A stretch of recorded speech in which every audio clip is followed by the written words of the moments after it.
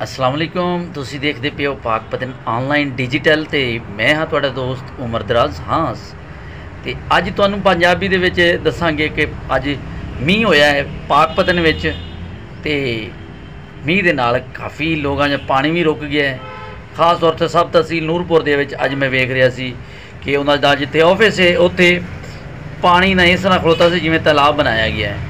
तो दूसरी जगह तो एक तुहानूं अफसोसनाक खबर देवी है, हैड कुमारी वाले दे गवाड़ एक छत गिरी है, डिग्गी है, जिंदे नाल एक माई जख्मी हो गई है। उत्थे रेस्क्यू यार बाई पहुँचते उन्होंने ट्रीटमेंट की है तो उन्होंने हस्पताल मुंतकिल कर दिता है।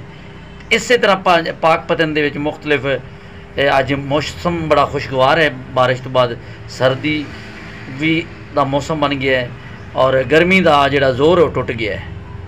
तो देखते रहो पाकपतन ऑनलाइन डिजिटल, देखते रहो। शुक्रिया। पाकिस्तान जिंदाबाद।